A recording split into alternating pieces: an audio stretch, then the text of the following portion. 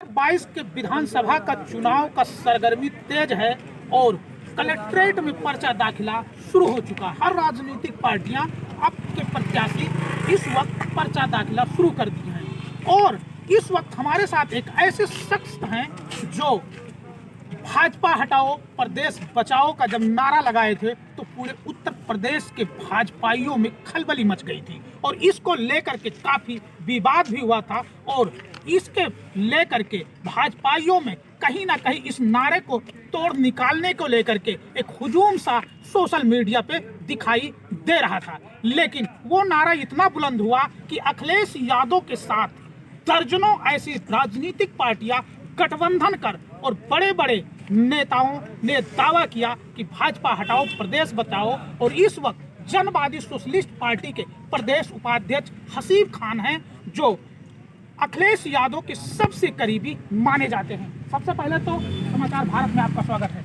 बहुत बहुत धन्यवाद आपका। ये बताइए, अब समाजवादी पार्टी के मुखिया अखिलेश यादव ने आप पे भरोसा जताते हुए आपको टिकट दिए हैं, क्या कहेंगे शीर्ष नेतृत्व को? सबसे पहले तो मैं शीर्ष नेतृत्व का धन्यवाद देता हूँ कि हमारे राष्ट्रीय अध्यक्ष डॉक्टर संजय सिंह चौहान जी ने मुझ पर भरोसा जताया और जिस काम के लिए मुझे देवी पाटन मंडल में उन्होंने भेजा था, माननीय डॉक्टर संजय सिंह चौहान जी ने मुझे देवी पाटन मंडल में इसलिए भेजा था कि देवी पाटन मंडल में 6 लाख चौहान समाज के वोटर हैं और अगर चौहान समाज के वोटर भाजपा के साथ जो कि पहले से थे, अब अगर वो समाजवादी के साथ आ जाते हैं तो निश्चित ही हम पूरे मंडल में 20 की 20 सीटें भाजपा को हरा के सफाया कर सकते हैं। और मैंने 6 महीने में वो काम करके दिखाया और माननीय राष्ट्रीय अध्यक्ष जी ने वो देखा और समाजवादी पार्टी के राष्ट्रीय अध्यक्ष माननीय अखिलेश यादव जी ने ग्राउंड पे देखा, मेरे काम को देखा, समझा और मुझ पर भरोसा जताया है। और मैं वादा करता हूँ कि देवी पाटन मंडल में भाजपा का सफाया होने जा रहा है। आपको बताया जा रहा है कि अंगद जहां आप पैर रख देते हैं हटाना मुश्किल हो जाता है। इसी तरीके से आप जब जनवादी पार्टी के प्रदेश उपाध्यक्ष हुए और जब अखिलेश यादव के सबसे करीबी आप हुए और टिकट को लेकर के समाजवादी पार्टी के पूर्व विधायक बहुत दरवाजा खटखटा रहे थे, लेकिन आपने पैर जमा रखा था और उसको हटा नहीं पाए और लास्ट में अखिलेश यादव ने आपको टिकट दिया। क्या कहेंगे ऐसे लोगों को? देखिए, टिकट मांगना सभी का अधिकार है। जो मेहनत करता है हर आदमी चाहता है कि उसको टिकट मिले, इसमें कोई बुराई नहीं है। और हम भी टिकट मांग रहे थे, हमारी भी पार्टी जनवादी पार्टी गठबंधन में थी और हमारे राष्ट्रीय अध्यक्ष जी ने समाजवादी पार्टी को मजबूत करने के लिए 20 सीटों को पूरी तरह से जिताने के लिए हमें यहाँ देवी पाटन मंडल में मुझे भेजी थी। तो निश्चित ही है, हर पार्टी का अपना एक एजेंडा होता है, वो भी चाहते हैं कि हमारे भी कार्यकर्ता लड़े, तो उन्होंने भी 1 सीट उतरौला मांगी। और दूसरी चीज़, जब मैं उतरौला आया था तब बहुत से लोगों ने कहा कि 6 महीने में टिकट कैसे मिलेगा, लेकिन मैं उन लोगों को बता देना चाहता हूँ, मुझे काम ही वो पसंद है जो लोग कहें कि ये हो नहीं सकता। मैं उसी पे विश्वास करता हूँ, जब लोग कहें कि ये हो नहीं सकता उसी को मैं कर दिखाता हूँ। जी जी सर। चलिए, आपको उतरौला विधानसभा से आपको टिकट मिला जी, आप मंडल के नेतृत्व कर रहे हैं उतरौला विधानसभा की। अब जनता को आप क्या आश्वासन देते हैं विकास को लेकर के, अगर आपको जनता चुन करके विधानसभा भेजती है? सबसे पहले तो मुझे बहुत ही शर्म आती है कहते हुए कि बलरामपुर उत्तर प्रदेश का सबसे पिछड़ा जिला है, जबकि बलरामपुर से भारतीय जनता पार्टी के संस्थापक माननीय स्वर्गीय अटल बिहारी वाजपेयी जी यहाँ से भी सांसद हुए, लेकिन कुछ नहीं किया उन्होंने। उतरौला आज इतना पिछड़ा हुआ है, क्योंकि यहाँ के नेताओं ने एक राजनीति को एक व्यापार बना लिया है। कोई ठेका पट्टा के लिए राजनीति कर रहा है, कोई अपने भाई बंधु के लिए राजनीति कर रहा है। विधायक बनने के बाद में चाचा भतीजे का चलता है, कभी भाई बंधु का चलता है। लेकिन मैं यहाँ व्यापार करने नहीं आया हूँ। मैंने अपने व्यापार को छोड़ के यहाँ पे कोरोना काल में मैंने लोगों को जो देखा है तकलीफ में, उस तकलीफ को दूर करने के लिए आया हूँ। इसलिए अब यहाँ की जो नेता थे ये इसको भूल जाए कि यहाँ पे की जनता इनके चकमे में आने वाली है। पूरी तरह से इनका सफाया करने वाली है। और उतरौला विधानसभा में 10 मार्च को आप देखेंगे कि सबसे ज़्यादा आज तक का रिकॉर्ड होगा कि उतने वोटों से आज तक कोई नहीं जीता होगा। आपके प्रतिद्वंदी MIM के डॉक्टर मन्नान चुनाव लड़े हैं आपके विधानसभा में। उन्होंने एक बयान दिया है कि अखिलेश यादव किसी चिलांडू को भेज करके MIM पार्टी को चुनाव हराने का काम करेंगे। क्या कहना है, MIM आपको कितना नुकसान पहुंचाएगा? देखिए, MIM उतरौला का मुसलमान सिर्फ दिल्ली, मुंबई, कलकत्ता, मद्रास में नहीं है। उतरौला का मुसलमान दुबई, कतर और रसिया तक पहुंच चुका है। वो इतना होशियार है, वो इतना पढ़ा लिखा है कि अब कोई टोपी पहन के आएगा और उसको टोपी पहना के चला जाएगा, ये हो नहीं सकता है। उतरौला का मुसलमान बहुत समझदार है। उतरौला की मुसलमान इनकी जमानत जब्त करेगा। और वैसे भी अभी 3 दिन पहले दीदी आई थी और उन्होंने बता दिया है कि खेला कैसे हो। वो यहाँ पे जो बंगाल में खेला हुआ था वही होने जा रहा है। यहाँ पे ओवैसी की जमानत जब्त होने जा रही है। जैसे बंगाल से भगाया गया उसी तरह से उत्तर प्रदेश से भी ओवैसी का सफाया होने जा रहा है। आपकी लड़ाई 293 उतरौला विधानसभा में किसको प्रतिद्वंदी मानते हैं? मेरे सामने कोई प्रतिद्वंदी नहीं है। हिंदू, मुस्लिम सभी धर्मों के लोग चाह रहे हैं मुझे विधायक बनाना और उनके चाहने से ही मैं यहाँ आया हूँ और उनके लिए आया हूँ। अपने लिए कुछ नहीं आया हूँ। मेरा कोई व्यापार मेरा अलग है। मैंने राजनीति को व्यापार नहीं बनाया है।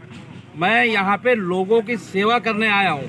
इसीलिए चाहे वो हिंदू हो, चाहे वो मुस्लिम हो, चाहे वो किसी भी धर्म के हो, मैं यहाँ आया हूँ अस्पताल बनाने के लिए। उसमें ये नहीं होगा कि मुसलमान का इलाज होगा या हिंदू का इलाज होगा या गुप्ता का इलाज होगा या वर्मा का इलाज होगा, सबका होगा। मैं यहाँ आया हूँ डायलिसिस सेंटर चालू कराने, उसमें सबका होगा।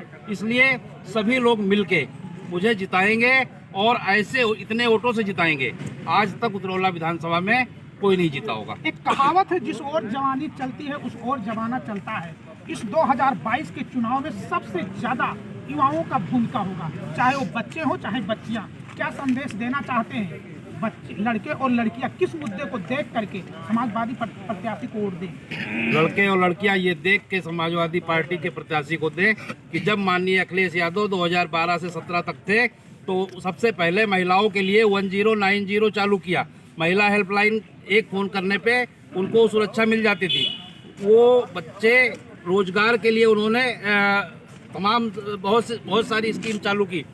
लैपटॉप दिया उन्होंने, एक्सप्रेसवे दिया उन्होंने जितने भी प्रोजेक्ट कहे थे सारे पूरे किए। लेकिन जब से 2017 से भाजपा की सरकार आई है, सिर्फ चाय गाय इसके अलावा कोई बात नहीं। जब युवा नौकरी मांगता है तो उसको बताया जाता है कि पकौड़े तलो। जब पेपर आता है तो पेपर लीक हो जाता है। और कोरोना काल में इनके पास दवाएं नहीं, इंजेक्शन नहीं, डॉक्टर नहीं, तो किस मुद्दे पे ये वोट मांगेंगे? किसान कुछ मांगता है तो पीछे से मंत्री जी की गाड़ी आती है और किसान को ही मार के चली जाती है। तो किस मुद्दे पे ये जाएंगे वोट मांगने और कैसे मांगेंगे वोट, और जनता इन्हें वोट क्यों करे? ठीक है, यहाँ पे किसान नहीं करते क्योंकि ना यहाँ फैक्ट्री है ना कोई कारखाना है। यहाँ पे सबसे ज़्यादा किसान है। किसानों को क्या कहेंगे, आप क्या संदेश देना चाहते हैं 2022 के विधानसभा चुनाव में कि किसान किस मुद्दे को लेकर के वोट देगा? किसान को सिर्फ मैं इतना कहना चाहूँगा कि 5 साल तक बैल हकाया है, अब समय आ गया है कि भाजपा को हका दो। इससे अच्छा मौका नहीं मिलेगा। और भाजपा ने जो वादे किए थे कि किसानों की आय दुगनी कर देंगे, आज किसानों की आय दुगनी नहीं हुई, लेकिन डीजल और पेट्रोल का रेट दुगना हो गया।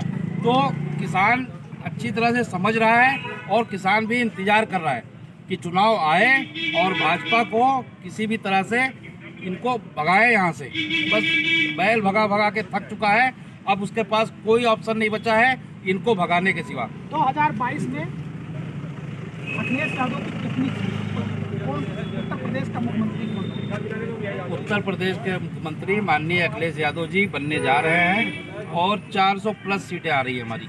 ये बड़ी बात बोल रहे हैं आप। बड़ी बात नहीं बोल रहे हैं, 403 विधानसभा 400 से प्लस आप बोल रहे हैं। 400 सीटें आ रही हैं हमारी। 3 सीटें हिंदुस्तान है, लोकतंत्र है, विपक्ष का होना बहुत जरूरी है, इसलिए एक बसपा, एक कांग्रेस और एक बीजेपी को भी दे दिया जाए। तो देख सकते हैं ये थे हसीब खान 293 उतरौला विधानसभा के प्रत्याशी। लेकिन इन सब के सबसे अहम रोल अदा हो रहा है जनवादी सोशलिस्ट पार्टी के जो बलरामपुर के जिला अध्यक्ष हैं, हमारे साथ हैं। ये बताइए कि आप 293 उतरौला विधानसभा से मान सिंह, किस तरीके से आप रणनीति तैयार करेंगे इनको चुनाव जिताने के लिए? देखिए, सारी रणनीति हम लोगों की तैयार है। जनवादी पार्टी की सारी संगठन की टीम है और समाजवादी के लोग जो हमारे बड़े भाई हैं, वो बड़े भाई की भूमिका निभाते हुए हम लोगों के साथ कंधे से कंधा मिलाकर हमारा एक ही निर्देश है कि माननीय अखिलेश यादव जी को उत्तर प्रदेश का मुख्यमंत्री सन 2022 के चुनाव में बनाना है। और उतरौला की जनता बस इंतजार कर रही है 3 मार्च को इस भारतीय जनता पार्टी के खिलाफ साइकिल का बटन दबाने के लिए। साइकिल का इतना बटन दबेगा कि भारतीय जनता पार्टी कहीं दूर दूर तक न चले। अच्छा, ये सवाल लास्ट सवाल आपसे करना चाह रहे हैं। जनवादी सोशलिस्ट पार्टी का चुनाव निशान आरी है, आप समाजवादी पार्टी के सिंबल पे साइकिल पे चुनाव लड़ रहे हैं, क्या मामला है? देखिए, जनवादी पार्टी और समाजवादी पार्टी का ना सिंबल का कोई लड़ाई था और ना ही सीट का कोई लड़ाई था। हम दोनों लोगों का एक ही सोच था, समाजवादी पार्टी और जनवादी पार्टी का, माननीय अखिलेश यादव जी को मुख्यमंत्री बनाना। अब हमको जो लगा कि हम इस सिंबल से लड़ेंगे तो यहाँ जीत सकते हैं, और जहाँ पर हमको लगता है कि उस सिंबल से लड़ेंगे वहाँ जीत सकते हैं। हमारा और माननीय अखिलेश यादव जी के सिंबल को लेके और सीट को लेके कोई बात है ही नहीं। हमको सिर्फ एक ही काम करना है कि किसी भी तरह से लोकतंत्र को बचाना है, भाजपा को भगाना है और माननीय अखिलेश यादव जी को 2022 में मुख्यमंत्री बनाना है। तो देख सकते हैं ये अखिलेश यादव जिंदाबाद जिंदाबाद अखिलेश यादव जिंदाबाद जिंदाबाद। ये थे हसीब खान, जिनका साफ कहना है कि लोकतंत्र बचाना है, भाजपा को हटाना है और उत्तर प्रदेश में अब की बार अखिलेश यादव की सरकार बनेगी और पुनः मुख्यमंत्री अखिलेश यादव बनेंगे। मिथिलेश कुमार, समाचार भारत।